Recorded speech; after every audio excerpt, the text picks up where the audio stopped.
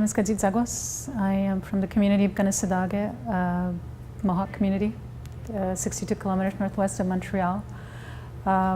We have slowly had our lands exploited and our resources used without our consent. And what it has done is destroyed the quality of life that we have. We feel very squeezed in.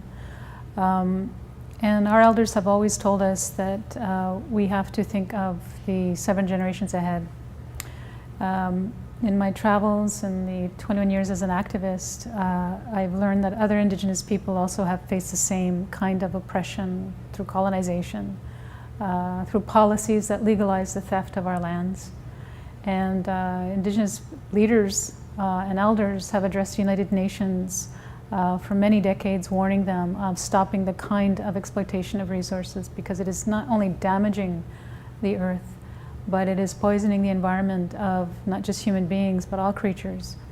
So Indigenous people have been at the forefront of what I would call the environmental movement, simply because our identity is based on how we live off the land. As an Iroquois person, we're an agriculturally based culture. We have the 3 sisters, the corn, beans, and the squash, which is our sustainers of life. And then we have companies like Monsanto who are taking and patenting corn, one of the 3 sisters, in a genetically modified way, which we don't know yet how that's going to affect the body.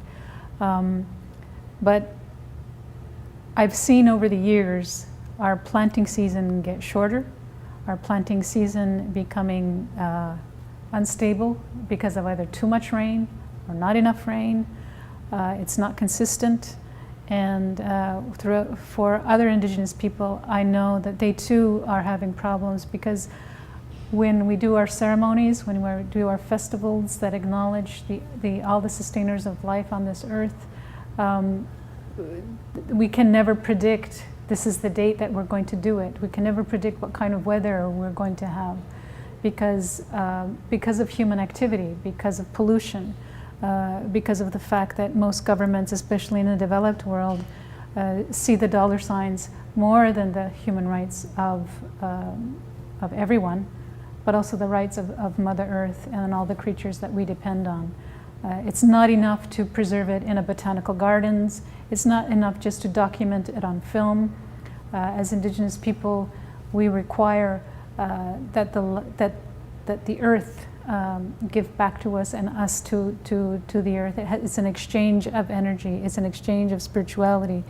What we need is for people to get off their couches, learn about what biodiversity, learn about what climate change is actually doing, not just in the cities, but in the countries, on the countryside, because this planet will survive long after human beings become extinct.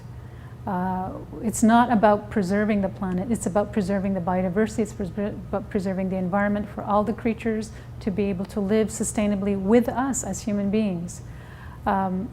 There seems to be no concept in government policy of what future vision they have in sustaining this planet for human life. I think there's many animals out there that could survive without us. We are poisoning the waters, we are poisoning the air, we are getting diseases that we've never seen before, and it's because government has been irresponsible in its issuing of permits to companies who mine and exploit resources and leave behind a destruction. They do not clean it. Indigenous people have been the ones foremost who are affected by mining activities. In Canada, we have the tar sands. In my community, we have Neocan, who is trying to mine niobium, and they'll also be touching uranium, which will contaminate our aquifers and will contaminate our drinking water, but also for the Québécois farmers who live nearby, contaminating their lands as well and the waters that they use to have their plants grown.